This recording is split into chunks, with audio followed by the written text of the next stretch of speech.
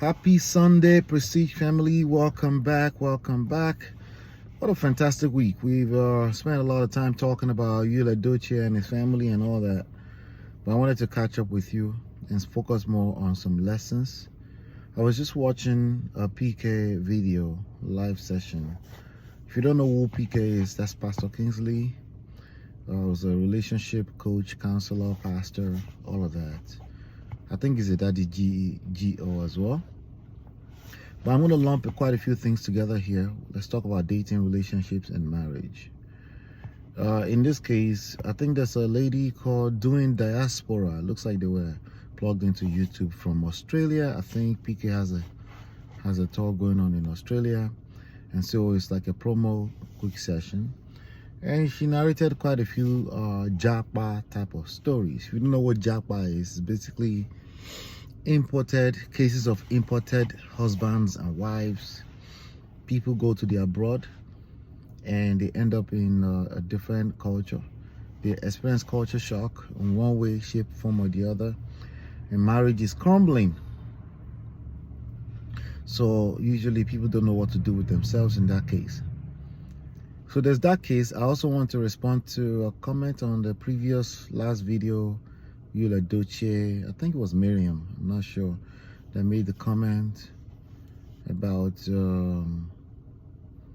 speaking facts is not disrespectful. I want to talk about that as well. It's all going to be lumped into the same topic, okay?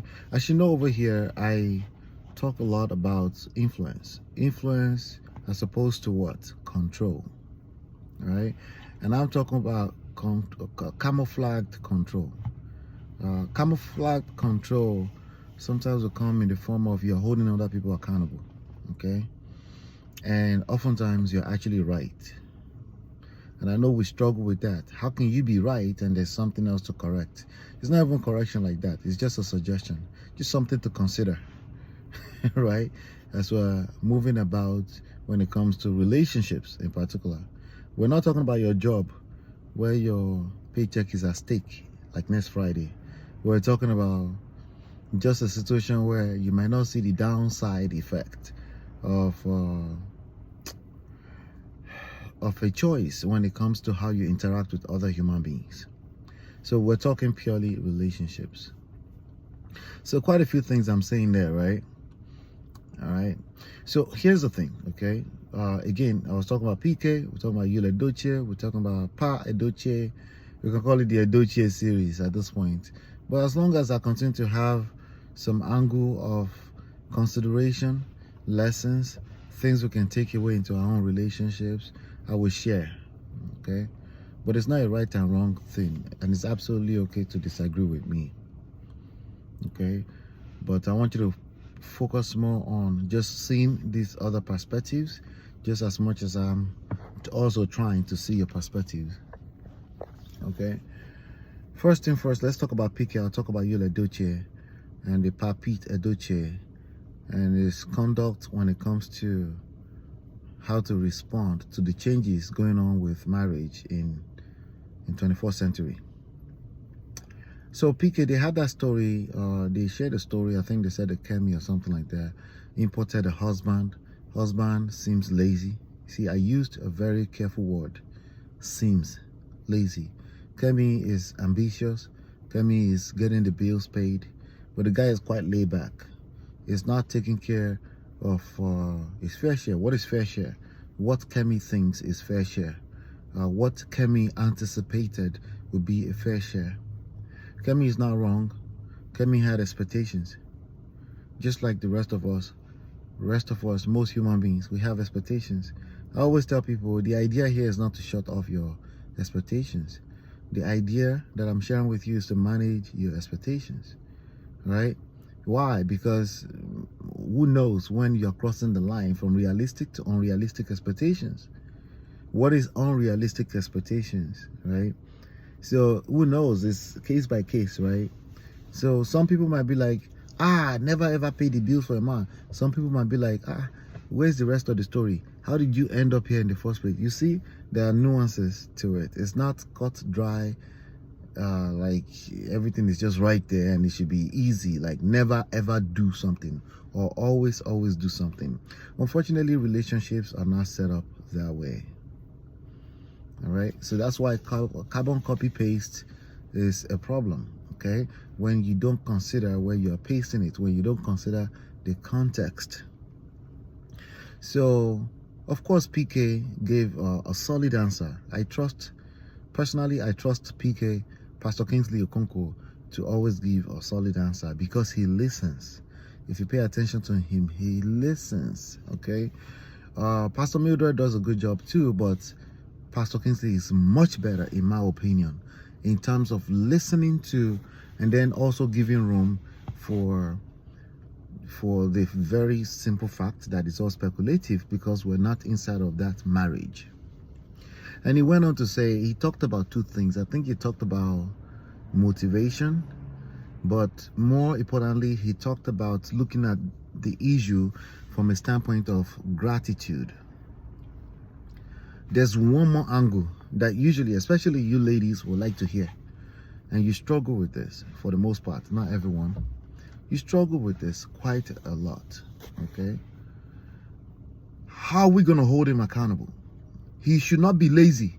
We should tell him to stop being lazy. That's what you usually want to hear. Okay, so let me just say it once and for all so we can move in. Okay, stop being lazy. Don't be lazy. Okay, does that solve your problem? No, it probably won't solve the problem. You just feel satisfied that I said it now. Feelings, your feelings are being taken care of, but feelings only goes for so long. I satisfied your feeling, I pandered to you, now you're happy.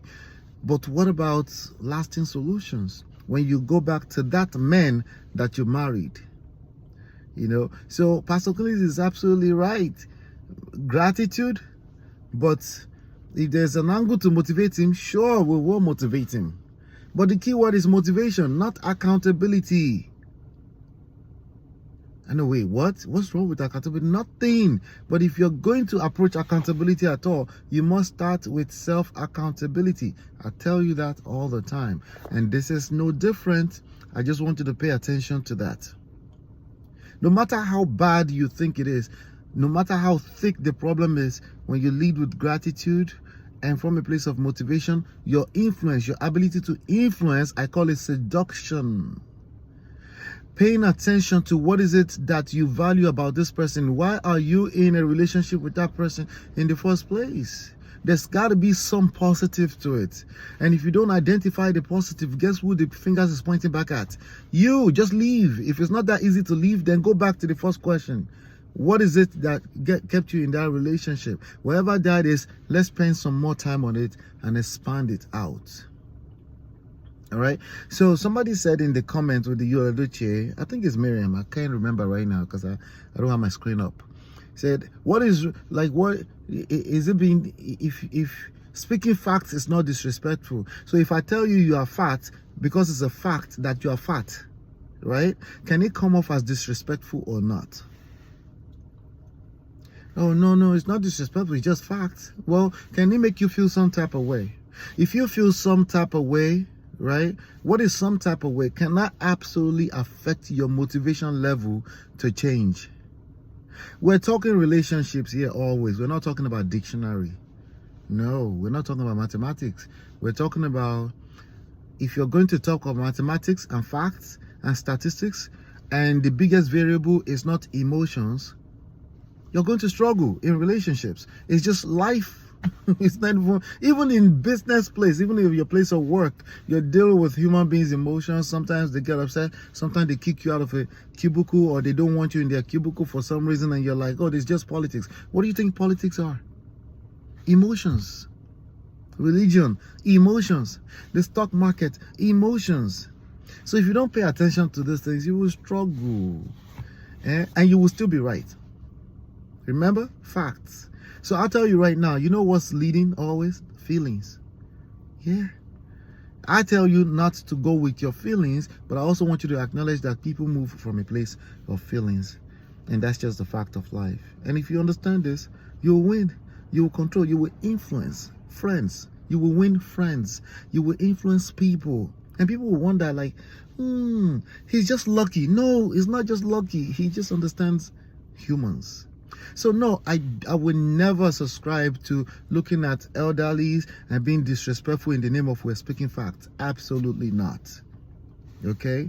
Your facts are useless when you don't know how to take care of other people's feelings around you.